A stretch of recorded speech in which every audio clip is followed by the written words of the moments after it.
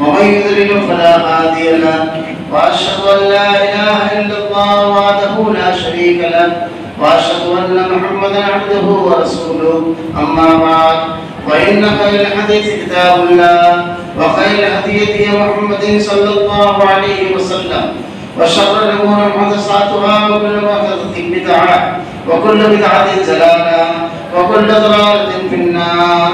أعوذ بالله من الشيطان الرجيم. بسم الله الرحمن الرحيم. والقرآن المجيد بل عجبوا أن جاءهم منذر منهم فقال الكافرون هذا شيء عجيب أإذا متنا وكنا ترابا ذلك رجع بعيد قد علمنا ما تنقص الأرض منهم وعندنا كتاب حفيظ بل كذبوا بالحق لما جاءهم فهم في أمر مريض أفلم ينظروا إلى السماء فوقهم كيف بنيناها وزيناها وما لها من فروج والأرض مددناها وألقينا فيها رواسي وأنبتنا فيها من كل زوج بهيج تبصرة وذكرى لكل عبد منيب ونزلنا من السماء ماء مباركا فأنبتنا به جنات وحب الحصيد والنخل باسقات لها طلع نضيد رزقا للعباد وأحيينا به بلدة ميتا كذلك الخروج كذبت قبلهم قوم نوح وأصحاب الرس وثمود وعاد وفرعون وإخوان لوط وأصحاب الأيكة وقوم تبع كل كذب الرسل فحق وعيد أفعينا بالخلق الأول ولهم في نفس من خلق جديد. قال الله تعالى في القرآن المجيد والفرقان الحميد. أعوذ بالله السميع العليم من الشيطان الرجيم. بسم الله الرحمن الرحيم. وقضى ربك ألا تعبدوا إلا إياه وبالوالدين إحسانا إما يبلغن عندك الكبر أحدهما أو كلاهما فلا تقل لهما أف ولا تنهرهما وقل لهما قولا كريما واخفض لهما جناح الذل من الرحمة وقل رب ارحمهما كما ربياني صغيرا. وقال ومن أراد الآخرة وسعى لها سعيها وهو مؤمن فأولئك كان سعيهم مشكورا. تمام تعریفیں اللہ رب العالمین کے لیے جو تمام جہانوں کا ایک تنہا خالق و مالک ہے اور بے شمار درود و سلام اللہ کے آخری نبی حضرت محمد صلی اللہ علیہ وسلم. معزز حاضرین،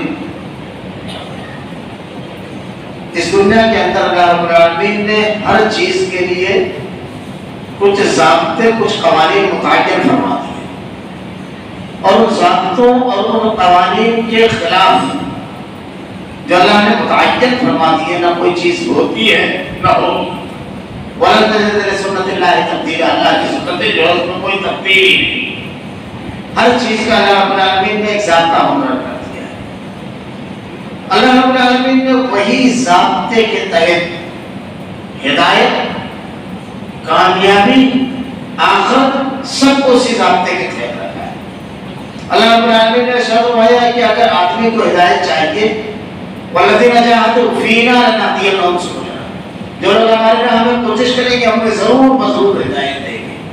ہر چیز کے لیے کوشش شرط ہے. اگر آدمی کوشش کرے گا اللہ رب العالمین اس کا اجر اس کا صلہ ضرور دے گا. میں نے خطبہ مسورہ کے بعد سورہ بنی اسرائیل کی جو آیت پڑھی وَمَنْ أَرَادَ الْآخِرَةَ وَسَعَى لَهَا سَعْيَهَا وَهُوَ مُؤْمِنٌ أُولَئِكَ كَانَ سَعْيُهُمْ مَشْكُورًا. جن لوگوں کا ارادہ آخرت کا اور اس کے لیے ویسی کوشش کریں جیسی کوشش کرنا چاہیے. سعیہ وہ مومن اور وہ مومن بھی ہے، ایمان والے بھی. تو اللہ رب العالمین شکر گزار بندوں کو ان کی نیکیوں کی قدر کرے گا، میرے انعامات سے نوازے گا.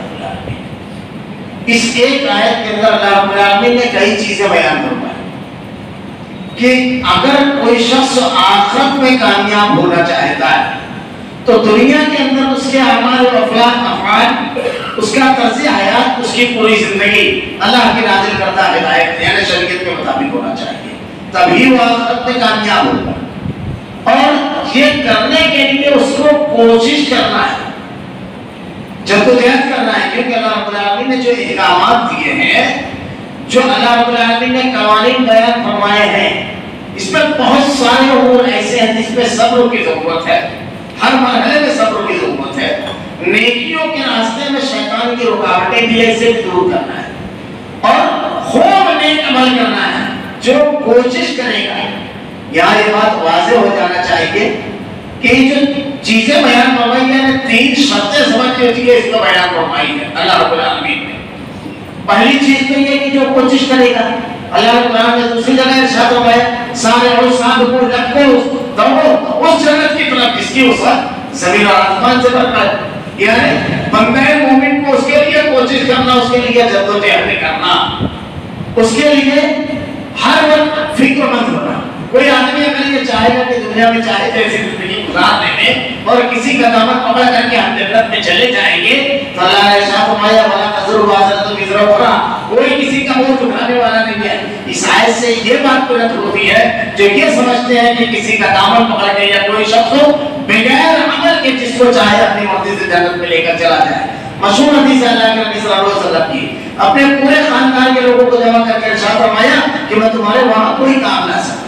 اللہ نے یہاں پر واضح طور پر ارشاد فرمایا کوشش کے ساتھ ساتھ اللہ رب العالمین نے کہا اخلاص کے ساتھ آدمی کوشش کرے. اگر آدمی کے اندر اخلاص نہیں ہوگا کوشش کرنے میں, آخرت کی کامیابی کے لیے نیکیاں کرنے میں, جو بھی ہم یہاں پر نیکی کرے گا اس کا صلہ اللہ دے گا, یہی آخرت کے لیے کوشش ہے. اس میں اگر اخلاص نہیں ہوگا تو اللہ رب العالمین اس کے کسی عمل کو قبول نہیں کرے گا. اللہ کے نبی نے ارشاد فرمایا سب سے زیادہ ڈر اور خوف تمہارے اوپر جو مجھے پوچھا ہے, یعنی تم کو کسی بھی فتنے اور آزمائش میں مبتلا ہو اور ہلاک ہو جاؤ, ختم ہو جاؤ, اس میں سب سے زیادہ مجھ کو خوف جو ہے تمہارے ساتھ جو آزمائش آنے والی ہے وہ یہ ہے کہ تمہارے اندر ریا آ جائے. ایک آدمی نماز پڑھے اور نماز پڑھتے ہیں اس لیے سنوار کر اور سجا کر نماز پڑھنا ہے کہ کوئی شخص اس کو دیکھ رہا ہے, عمل میں ریا آ جائے. اللہ کے نبی نے ارشاد فرمایا شرک اصغر ہے, دکھاوے کے لیے اگر کوئی شخص نماز پڑھتا ہے, کوئی نیکی اگر آدمی کرتا ہے تو اللہ کے نبی نے ارشاد فرمایا سب سے زیادہ خوف یہ ہے کہ اس کے اندر ریا ہے. شیطان سب سے پہلے اسی پر حملہ کرتا تھا. اخلاص خالص اللہ کی رضا کے لیے, خالص اللہ کی رضا اور خوشنودی کے لیے. اگر اللہ کی رضا اور خوشنودی کے لیے ہوگی تو اللہ رب العالمین اس کو قبول کرے گا, ورنہ یہی نیکیاں قیامت کے روز اس کے منہ پر مار دی جائے گی اور دیگر احادیث میں جہنم میں لے جانے کا سبب بنے گی. جیسے ایک مجاہد جہاد کر کے اللہ کے جناب میں پہنچے گا, اللہ رب العالمین اس سے دریافت تو کرے گا تو اللہ سے وہ کہے گا کہ اللہ تیرے راستے میں لڑا, تیرے دشمنوں تو ٹکرایا, خوب جوردستی سے ان کا مقابلہ کیا, ہر اسلام دشمن طاقت کے سامنے کھڑا رہا. اللہ رب العالمین نے ارشاد فرمایا تو میرے لیے نہیں اپنی شہرت کے لیے کھڑا ہوا تھا, تیری بہادری کا سکہ چلے, تیرا نام ہو, سب ہو گیا دنیا میں جو تو چاہتا تھا مل گیا تجھ کو, جو چاہتا تھا فرشتوں کو حکم دیا تھا چلتے ہوئے جہنم میں داخل کر دے اس کو. ایسے ہی 3 لوگ آئیں گے, بڑی مشہور حدیث ہے. اخلاص سنت کے مطابق اس عمل کو ہونا چاہیے اور وہ مومن, آدمی کو مومن ہونا چاہیے. اگر کوئی عمل سنت کے مطابق نہیں, سنت اللہ کے نبی کے بتائے ہوئے طریقے کے مطابق نہیں ہے, اللہ رب العالمین اس کو قبول نہیں کرے گا. بالکل صاف حدیث ہے اس دین میں ہر وہ چیز جس میں ہمارا حکم موجود ہے وہ باطل اور مردود ہے. آدمی جب عمل کرے تو اخلاص کے ساتھ ساتھ تو یہ دیکھے یہ عمل سنت کے مطابق ہے یا نہیں. بات گزر گئی, ہمیں قربانی کی 4 دن گزرے ہیں, آج ہے 5 روز قربانی کے جو ایام ہے, اس میں کتنے لوگ ایسے ہیں اس کے لیے کوئی دلیل نہیں, کوئی حدیث نہیں, لیکن بڑی آسانی کے ساتھ اس کے اوپر لوگوں کا عمل قربانی کے ساتھ ساتھ عقیقہ جوڑ دینا. اللہ کے نبی صلی اللہ علیہ وسلم نے کہا بچے کا عقیقہ 7ویں دن, کیا تمام بچے 3 ذی الحجہ کو پیدا ہوتے ہیں؟ اللہ کے نبی نے کہا 7ویں دن, ابھی رکے ہوئے اس کے آگے بڑھتے. اللہ کے نبی نے کہا بچے کے لیے, لڑکے کے لیے 2 بکریاں پکڑے اور لڑکی کے لیے 1 بڑے جانور کا نہیں. مسند احمد کی روایت ہے کہ حضرت عبد الرحمن بن ابی بکر رضی اللہ عنہ ام المؤمنین حضرت عائشہ صدیقہ کے پاس آئے اور آگے کہنے لگے کہ اگر میں اپنے بچے کی ولادت ہوئی ہے موت اس بات کروں تو اللہ کے نبی صلی اللہ علیہ وسلم کی زوج ان کی بہن ان سے ہم پوچھ رہے ہیں. حضرت عائشہ صدیقہ ارشاد فرماتی ہے ان کے لڑکے آئے تھے عبد الرحمن بن ابی بکر کے لڑکے بھائی, تو حضرت عائشہ صدیقہ کہتی ہے کہ تب تم سنت سے محروم ہو جاؤ گے. اللہ کے نبی نے یہ کبھی نہیں کیا, کسی صحابی نے اس کا ثبوت نہیں کیا, لیکن 5 جانور یہ ایک پہل دوسری عقیقے میں جان دینا ہے، جان حصہ نہیں ہے اس میں. ایک بیل میں کتنی جان ہوتی ہے؟ 7 ہوتی ہے. ایک دم ہے، دم حدیث کے الفاظ نہ جانے ضرورت ہی نہیں محسوس کی گئی. ہر عمل کا سنت کے مطابق ہونا ایک ہوتا ہے، عمل کا ہونا ایک ہوتا ہے، سنت کے مطابق ہونا ضائع ہو جاتا ہے، نیکیاں ضائع ہو جاتی ہیں. مشہور حدیث ہے اللہ کے نبی صلی اللہ علیہ وسلم کے صحابی حضرت عبداللہ بن عمر رضی اللہ عنہ دیکھا اذان کے بعد کیا رہا ہوا حیا علی خیر العمل، کہا یہ کیا؟ کہا لوگوں کو نماز کے لیے بلا رہا ہے. کہا بھی اس سے پہلے کیا کر رہا تھا؟ چلو اس مسجد سے بدعتی شخص. ایک صحابی حضرت عبداللہ بن عباس رضی اللہ عنہ ایک صحابی کو دیکھے وہ نماز عصر کے بعد نماز پڑھ رہے ہیں. کہا یہ اس کی وجہ سے تو فتنے مبتلا ہوتا ہوگا. کہا آپ کیا کر رہے ہیں؟ نیکی کر رہا ہوں. ہمارے یہاں بھی کہتے ہیں قربانی کر رہا ہوں، نماز پڑھ رہا ہوں. جیسے شب برات کی رات پر عبادت کرتے ہیں لوگ تو نماز ہی پڑھتے ہیں نا، قرآن خوانی کرتے ہیں. انہوں نے بھی یہی جواب دیا میں نماز پڑھ رہا ہوں اور آپ کہتے ہیں فتنے میں مبتلا ہو جاؤ. حضرت عبداللہ بن عباس رضی اللہ عنہ نے جواب دیا اس نماز کی وجہ سے فتنے میں نہیں بول رہا، نبی کی مخالفت کی وجہ سے. اس لیے کہ اللہ کے نبی صلی اللہ علیہ وسلم نے عصر اور فجر کے بعد کوئی نماز نہیں بیان کی. فجر سے پہلے کی اگر سنت چھوڑ گئی تو اس کی دلیل ہے کہ ایک صحابی کو اللہ کے نبی نے پڑھتے ہوئے دیکھا. آپ نے پوچھا یہ کیا ہے؟ فجر کی نماز کے بعد. تو صحابی نے ارشاد فرمایا اللہ کے نبی میری فجر سے پہلے کی سنت چھوڑ گئی. اللہ کے نبی نے خاموشی اختیار کی. اور حدیث کی 3 قسمیں غور فعل تقریر. غور جو آپ نے کہا، فعل جو آپ نے کیا، تقریر جو آپ نے کرتے ہوئے دیکھا نہ ہوگا، یہ حدیث کی وہ قسم تو اس کا ثبوت ہے. تو نماز اس کی بھی مخالفت کی، یہ بڑی اہم چیز ہے. سنت کے مطابق عمل ہونا. وہ مومن اور تم کو مومن ہونا چاہیے. ایمان شرط ہے. اگر آدمی کے اندر ایمان نہیں ہے، اب اس کی بہت ساری مثالیں دی جا سکتی ہے. ہر مرحلے میں ہم اگر کوئی عمل کرنے جا رہے ہیں تو ہمیں یہ دیکھنا چاہیے کہ اس عمل کو اللہ کے رسول نے کس طرح کیا. ابھی یہ قربانی کا مرحلہ گزرا ہے. حضرت ابراہیم علیہ السلام کی سنت ہے. حضرت ابراہیم علیہ السلام کی جو سنت ہے قربانی کے بارے میں اللہ تعالیٰ نے ارشاد فرمایا لن ینال اللہ لحومها ولا دماؤها ولکن ینالہ التقوی منکم. نہ تمہارا تقوی، نہ تمہارا گوشت پہنچتا ہے، نہ تمہارا خون، تمہارا وہ جذبہ پہنچتا ہے جس سے تم قربانی کرتے ہو، تقوی اللہ کے نزدیک. اب حضرت ابراہیم علیہ السلام کے اسوے کو اپنانا اس کا مقصد ہے. حضرت ابراہیم علیہ السلام کی زندگی آپ بھی دیکھیں. پہلا سبق حضرت ابراہیم علیہ السلام کی زندگی کا ہے. آپ جس گھر میں پیدا ہوئے وہ بت فروش تھے، بتوں کو پوجنے والے. جس سماج، جس معاشرے، جس خاندان میں پیدا ہوئے سب بت فروش. آپ نے دین کو اپنے باپ دادا سے نہیں لیا، سماج اور معاشرے سے نہیں لیا. آپ کا باپ بہت بڑا پروہت تھا، اس سے نہیں لیا. سب سے پہلا سبق حضرت ابراہیم علیہ السلام کی زندگی کا ہے کہ دین سماج، معاشرے اور باپ دادا سے ملے گا. وہ اس بھائی ابراہیمی کو ماننے والا نہیں ہے، کیونکہ ابراہیم علیہ السلام اگر وہاں سے دین لیے ہوتے تو آپ خود شکل نہیں خود فروش ہوتے. ابراہیم علیہ السلام پہلا سبق یہ ہے. حضرت اللہ کے نبی نے جب مشرکین مکہ کے سامنے دین پیش کیا، ہمارے یہاں دلیل دی جائے، کہا جائے کہ یہ قرآن حدیث میں نہیں. اتنے لوگوں کو نہیں سمجھتا ہے، باپ دادا سے چلا آ رہا ہے.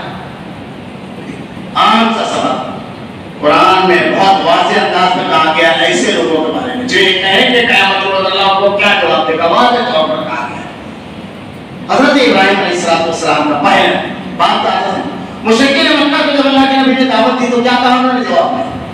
باپ دادا کی بات کون کرتا ہے؟ ویسا کہ جب ان سے کہا جاتا ہے اس چیز کی اتباع کرو جو تمہارے گھر میں نہ آئے تو کیا کہا انہوں نے؟ قالوا بل نتبع ما الفینا علیہ آباءنا، ہم تو اپنے باپ دادا کی اتباع پیروی کریں گے. اولا کان آباؤنا یقولون شیئا ولا یهتدون، جب چاہے ان کے باپ دادا عقل سے پیدل اور ہدایت سے بہت دور. حضرت یونس علیہ السلام نے جب اپنی قوم کو کہا کہ اس چیز کی اتباع کرو جو تمہارے رب نے نازل کی، دین بس ہے نشین ہے، دین جو ہے وہ باپ دادا اور عقل والی چیز کا نام نہیں. ورنہ آپ غور کریں، انسان غور کریں، دنیا میں اللہ نے کتنی چیزیں پیدا کی وہ شمار نہیں کر سکتا. ہم جو استعمال کرتے ہیں کتنی چیزیں، موبائل، کمپیوٹر، ڈکشنری، زمین کے اندر سے نکلنے والی معدنیات، اس کا شمار تو شمار نہیں کر سکتا کہ جب آدمی نے کھودنا شروع کیا زمین کو، لوہا، ابرک، مختلف طاقتیں نکال تک کے یورانیم تک کے پہنچ گئے ہیں۔ جب فضاؤں میں آدمی نے ہونے کی کوشش کی تو سیاروں پر کمان میں ڈال دی، سمندر میں جب گیا ان ڈبیوں کے ذریعے سمندر کی تہوں کو کھنگال ڈالا۔ کیا یہ تمام چیزوں پر آدمی غور کرے، کتنی چیزیں ہیں۔ کیا اللہ نے کسی چیز کے لیے نبی اتارا؟ غور کرنے کی بات ہے، کسی چیز کے لیے کبھی نبی اتارا؟ اللہ نے ہم کو دماغ دے دیا، ساری چیزیں زمین میں رکھ دی، انسان نے محنت کی، سب بنا ڈالا۔ یہ بہت آسان چیز تھی جس کے لیے اللہ نے نبی کی ضرورت نہیں محسوس کی۔ اللہ رب العالمین نے نبی نہیں اتارا جس کے لیے، بس محسوس نہیں کی۔ اللہ نے اتنا دماغ دے دیا انسان کو یہ سب کر لے، لیکن اللہ نے دین کے لیے نبی کو مبعوث فرمایا اور آسمان سے ہدایت نازل فرمائی، اس لیے کہ ہمارے دماغ کی چیز نہیں ہے، ہمارے پاس میں نہیں ہے یہ چیز۔ اور نبی کو بھی یہ کہا میں صرف اس چیز کو مانتا ہوں جو اللہ نے نازل کی۔ نبی نے اپنا دماغ نہیں چلایا۔ ہمارے انتقال ہوا ان ہوا الا وحی یوحی، میں تو صرف تم سے وہ بات کہتا ہوں جو میری طرف وحی کی جاتی ہے۔ اللہ کے نبی صلی اللہ علیہ وسلم ارشاد فرماتے ہیں مطلب شریعت میں دماغ نہیں لڑانا ہے، جہاں لڑانا ہے وہاں اجازت ہے، جو بنانا ہے بنائیے، زمین کھودیے، آسمان کی وسطوں میں جائیے، کوئی ممانع نہیں ہے، تدبر کیجیے، کہہ دیا ہے۔ لیکن شریعت میں جتنا بتا دیا گیا جیسا بتا دیا گیا بس، اور اگر اس میں زیادتی کی جائے گی تو ساتھ اللہ نے ارشاد فرمایا حبام منصورہ، ساری نیکیوں کو اللہ اڑا دے گا۔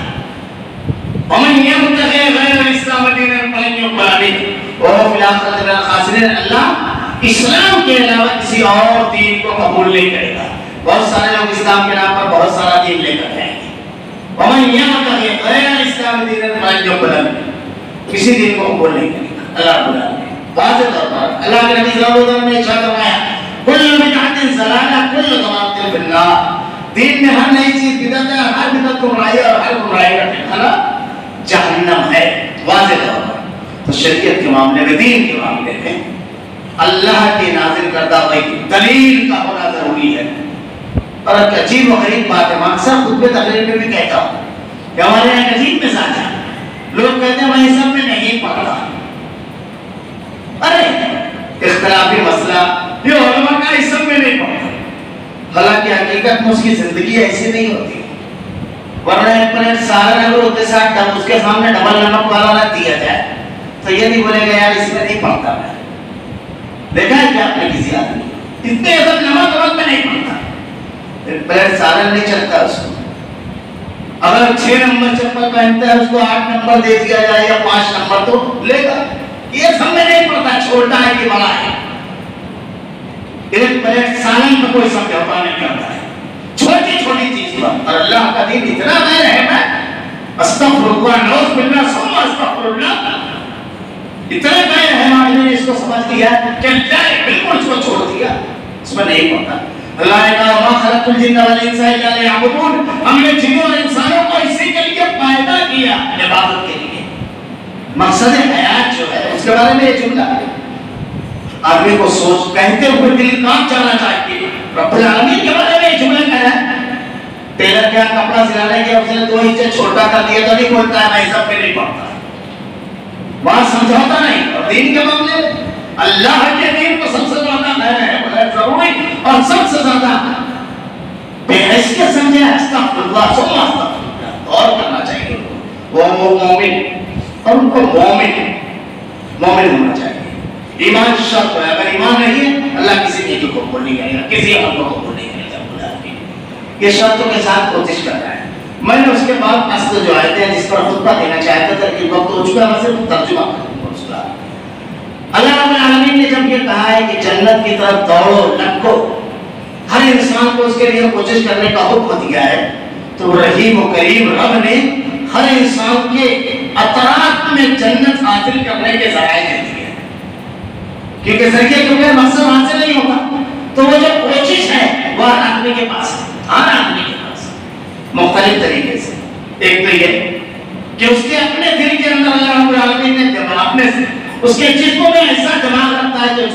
سمجھنے کی صلاحیت رکھتا ہے، اس سے واقف ہے توحید. ذرا سا آدمی کوشش کرے اللہ کا سچا وعدہ ہے تو توحید سمجھ سکتا ہے، شرک سے اپنے آپ کو بچا سکتا ہے. یہ آدمی کے اختیار میں بالکل ایسا معاملہ نہیں ہے کہ آدمی کے اختیار میں آئے. اب اس کے بعد اس کے اوپر ظلم ہو ایک الگ بات ہے، لیکن یہ آدمی کے اختیار میں.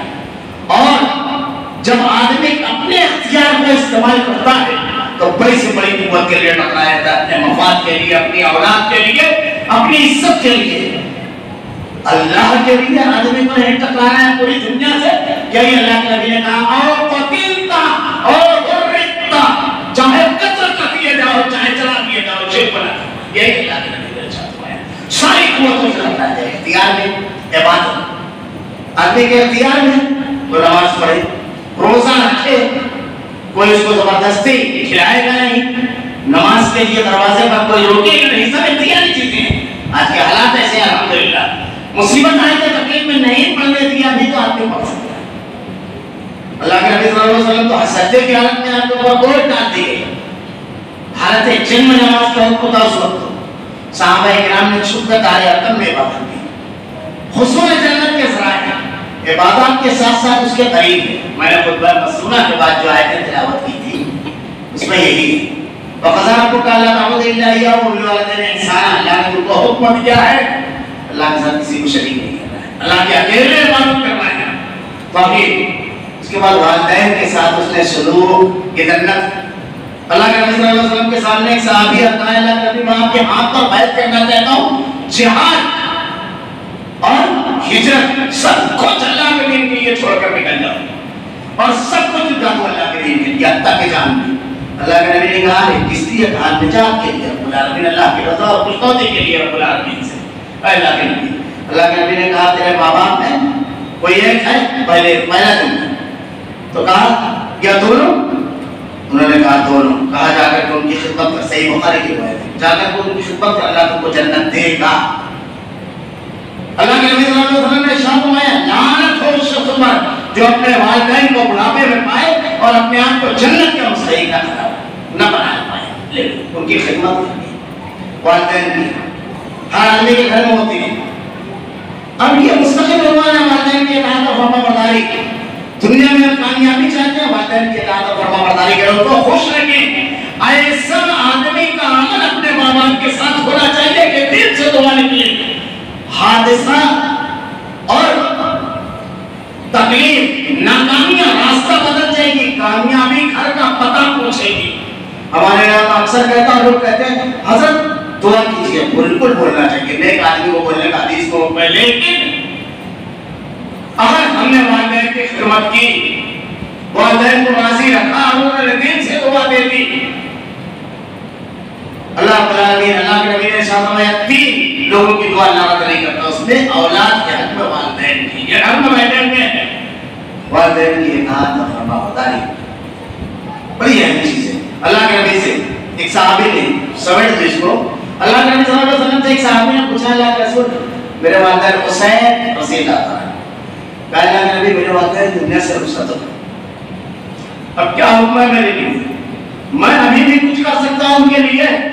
نہ جانے کتنے لوگ مجلس میں بیٹھے ہوتے ہیں جن کے والدین نہیں ہوتے ہیں. نہیں ہے یہ نعمت میسر ان کو گھروں میں. اللہ کے رسول صلی اللہ علیہ وسلم نے ارشاد فرمایا ہاں ہر دعا میں اس کو ان کو یاد رکھنا، ہر دعا میں. اور ان کا کوئی عہد ہوا جو انہوں نے کہیں زبان دے دی اور کوئی عہد اس کا پورا کرنا. اور تیسری چیز بیان فرمائی ان کے رشتوں کو باقی رکھنا. جو تمہارے چچا ہیں، جو تمہاری بوا ہے، وہ رشتوں کو باقی رکھنا اور ان کے دوستوں کی تقریب نہ کرنا. اللہ کے نبی نے ارشاد فرمایا یہ سب جنت کے حاصل کرنے کے مواقع یہ گھر میں موجود ہوتے ہیں.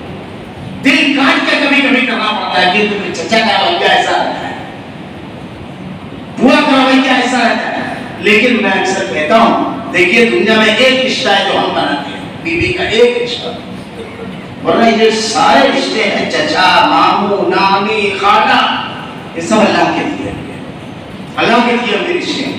یہ جیسے بھی ہے اللہ نے دیا اس کو قبول کیجیے. اس رشتوں کو انہیں نبھائے کے جیسے بھی اللہ کے دیے ہوئے رشتے ہیں. اور اگر یہ ہمارے دشمن اور مخالف ہیں، ہمارے خلاف سب کر رہے ہیں تو کیا دیکھ سن لیجیے کہ اللہ کے نبی سے آ کر کے صحابی نے کہا اللہ کے نبی میں اپنے رشتے داروں کو جوڑتا ہوں ان کو کاٹتے ہیں میں انہیں عطا کرتا ہوں ان کو محروم کرتے ہیں میں ان کے ساتھ خیر خائی کرتا ہوں میرے خلاف سازش کرتے ہیں کیا کروں اللہ کے نبی میں بھی تو انسان ہوں. اس حدیث کو جب آدمی پڑھتا ہے تو ایسا محسوس ہوتا ہے کہ ہمارے سماج اور معاشرے کا کوئی شخص اٹھا کیونکہ ہمارے یہاں یہی سب چلتا رہتا ہے. اٹھ کر کے کہہ رہا ہے اللہ کے نبی نے کہا اگر تم اپنے قول میں سچے ہو تو سنو تم ان کے اوپر کھار ڈال رہے ہو اور اللہ کی طرف سے تمہارا ایک مددگار اللہ کی طرف سے ایک مددگار کھڑا رہے گا لیکن کسی بھی صورت میں اللہ کے نبی کی اس حدیث کو تھی کہ اللہ کے نبی نے اپنے رشتہ داروں کو جمع کیا اس کے بعد کہا دینی معاملات میں تو کوئی رشتہ نہیں لیکن جو رشتے کے حقوق ہیں میں وعدہ کرتا رہوں گا. اللہ کے نبی نے کہا کسی مرحلے پر رشتہ نہیں توڑا اللہ کے نبی نے رشتہ نہیں توڑا. یہ ہمارے یہاں موجود ہے تو اللہ تعالیٰ نے کہا والدین کے اطاعت اور فرمانبرداری کریں ان کے سامنے اف بھی نہ کریں. اف لکما ولا تنہرہما وقل لہما قولا کریما واخفض لہما جناح الذل من الرحمہ وقل رب ارحمہما کما ربیانی صغیرا. اپنے بازوؤں کو جھکا کر رکھیں ذرا چھوڑ دے کر اپنے بازوؤں کو کس طرح ان کے سامنے رہنا ہے. حضرت اسماء بنت ابی بکر رضی اللہ تعالیٰ وہ آئی اور کہنے لگی کہ اللہ کے نبی صلح حدیبیہ کے ٹائم میری ماں آئی ہے وہ کافرہ ہے کیا کروں. اللہ کے نبی نے کہا اس کے ساتھ انتہائی ادب اور احترام کے ساتھ پیش آؤ انتہائی اخلاق کے ساتھ ان کے ساتھ نرمی کا رویہ اختیار کرنا ہے. صرف ان کی ایک بات نہیں ماننا ہے وَإِن جَاهَدَاكَ عَلَىٰ أَن تُشْرِكَ مَا لَيْسَ لَكَ بِهِ عِلْمٌ اگر وہ شرک کے بارے میں کہے تو اس بات کو نہیں ماننا ہے بس. ورنہ اس کے ساتھ اچھے سے پیش آنا ہے ان کے ساتھ خیر خائی کے ساتھ. اللہ کے نبی نے ارشاد فرمایا یہ اللہ تعالیٰ نے کہا کہ جب وہ بڑھاپے میں پہنچ جائیں جوانی میں تو آدمی والد اور والدہ سے اگر کوئی بدتمیزی کرتا ہے جب وہ جوان ہوتے ہیں تو جواب وہی دے دیتے ہیں. بچہ جب کچھ بدتمیزی کرتا ہے والدہ جوان ہوتے ہیں وہی سمجھ بنا دیتے ہیں. جب وہ بوڑھے ہو جائیں معذور جب ان کو خدمت کی ضرورت پڑتی ہے تو اللہ تعالیٰ نے قرآن میں جو کہا ہے قرآن اللہ کی عظیم کتاب اسے پڑھے آدمی اور تدبر کے لیے بار بار کہا گیا ہے سوچے آدمی کو بدل دیتی ہے کتاب بالکل تبدیل کر دیتی ہے. اس کو پڑھے آیت کا جملہ کیا ہے دعا جب کرے کچھ ایسی بات کہہ دے دل میں برا لگے لیکن اظہار نہیں کرنا. اللہ سے دعا مانگنا ہے رب العالمین کو صبر دے میں ان کے سامنے ایسا کوئی اظہار نہ کروں یہ غلط بھی کہے تو میں چھری کر کے بات نہ کروں. صبر دے رب العالمین میرے زبان میں نرمی دے. معمولی چیز نہیں ہے. کیا ہوتا ہے والدین کا فرم بردار جانتے ہیں وہ روایت میں سمجھتا ہوں سب کو یاد رہتی ہے. بنی اسرائیل کے 3 لوگ کار میں پھنسے تھے کیا ہوتا ہے اس میں ایک شخص نے جو دعا مانگی ہے اس کی دعا سن لی تھی. مستجاب الدعوات ہوتا ہے جس کی دعا اللہ قبول کر لے وہ ہوتا ہے والدین کا فرما بردار. وہ کہتا ہے اللہ تو جانتا ہے میرے بابا بالکل بوڑھے جھولی میں سلاتا تھا ان کو بکریاں چراتا لوٹتا تو دودھ پلاتا. ایک روز گیا سونے بیوی اور بچے مانگ رہے کہا نہیں نہ جب تک یہ رکھ لیں ہم اپنے گھر میں جاتے ہیں ماں بیچاری پیدا کر کے جوان کی رات بھر لے کر کے بیٹھی رہے 2 بجے 3 بجے رات کوئی چیز کی پرواہ نہیں کہ پیشاب خانہ صاحب کی سب کی گھر میں داخل ہوئے اہلیہ سے پوچھ رہے کھائی کیوں لیٹی ہے طبیعت کیسی ہے. ماں بیچاری ٹکڑ ٹکڑ دیتے رہی میرے جگر کا ٹکڑا کبھی نہیں پوچھا مجھ سے میرا علاج. اللہ پوچھے سوال کرے گا معمولی چیزیں نہیں ہے. اس کا حق ہے کسی کو لے کر آیا کسی کے بچے کا حق ہے تم کو خیال رکھنا لیکن باپ کا بھی تم نے کتنی بار پوچھا امی کیوں لیٹی 2 جملوں کے وہ صحبت مند ہوتے ہیں تنہائی عذاب کی طرح لے کر جاتی ہے ان کو معمولی چیزیں نہیں ہے. کیا کہا جب یہ کہا کہ نہیں تو اس کے بعد جب دعا کی تو اللہ تعالیٰ نے پتھر پٹا دیا. مستجاب الدعوات ہوتا ہے یہ گھر میں موجود ہے. جنت کا سامان کامیابی کا سامان اللہ کے دین پر عمل کرنے کا سامان یہ گھر میں موجود ہے. ابھی گھر سے نہیں نکلے اللہ نے ہمارے قریب 17 جنت رکھی ہے 17 بس ہم اپنے کردار سے اپنے عمل سے ان کے ساتھ جو رویہ اختیار کرتے ہیں تو ہم کو کہاں کی کوشش کرنا ہے یہ دیکھنا ہے ہم کو. اسی لیے اللہ نے بہت ہم کو بتا دیا الذی خلق الموت والحیات لیبلوکم ایکم احسن عملا. یہ زندگی اور موت آزمائش ہے تو ہم یہ دیکھیں کہ ہم آزمائش میں کتنے کامیاب اتر رہے ہیں، ماں باپ کے سلسلے میں، بھائی بہن کے سلسلے میں، پڑوسی اور رشتے داروں کے سلسلے میں، دوست اور احباب کے سلسلے میں کتنے کامیابی سے انہی کے آگے مباحثوں پر جو پڑھا تھا، پہلا چاہتا تھا کہ رشتے داروں کو بھی بارے میں کہا گیا ہے، پھر اس کے بعد کہا گیا فضول خرچی نہ کرو، ہمارا بھائی ہم سے 500 روپیہ 1000 روپیہ مانگتا ہے تو چہرہ بگڑ جاتا ہے، اور دوستوں کے ساتھ ہوٹلنگ کرنے جاتے ہیں تو 5000 کا بل آتا ہے تو جھگڑا ہوتا ہے، میں ہی دوں گا۔ اللہ رب العالمین ہمیں نیک اعمال کی توفیق دے، معمولی زندگی یہ جنت، یہ صلہ رحمی، یہ عمر اور مال میں برکت کی گارنٹی اور ضمانت تھی جو ہمارے پاس 1000 روپیہ لینے آیا تھا۔ یہ نبی نے کہا، وہ تو کھا کے اڑا دیا، برابر نہیں بنا تھا یار، اور 3 دن بعد تلخی ہوگی تو تبصرہ بھی بنتی رہے گا وہاں۔ ہم خود اپنے فائدے کے لیے کتنا زیادہ سوچنے والے ہیں۔ اللہ رب العالمین سے دعا ہے کہ رب العالمین ہمیں صحیح اور غلط کی تمیز دے، رب العالمین اے رحمان العالمین ہم تیرے بڑے کمزور بندے ہیں، رب العالمین دین پر عمل کرنے کی توفیق دے۔ اللہ ہمارے گرد جو حقوق ہے رب العالمین اس کو ادا کرنے کی توفیق دے، رب العالمین رب العالمین تو ہدایت دینے والا، تو نیکیوں کی توفیق دینے والا ہے، ہم بڑے کمزور بندے ہیں، رب العالمین ہمیں ہدایت دے، ہمیں نیکیوں کی توفیق دے، رب العالمین اے رحمان العالمین برائیوں سے ہماری حفاظت فرما، جنت میں لے جانے والے اعمال کرنے کی توفیق دے، ان سے محبت پیدا فرما، جہنم میں لے جانے والے اعمال سے نفرت پیدا فرما، رب العالمین اے رحمان العالمین ہمارا خاتمہ ایمان پر فرما۔ ربنا لا تزغ قلوبنا بعد إذ هديتنا وهب لنا من لدنك رحمة إنك أنت الوهاب۔ بارك الله لنا ولكم في القرآن المجيد ونفعنا وإياكم بالآيات والذكر الحكيم، إنه تعالى جواد كريم ملك رؤوف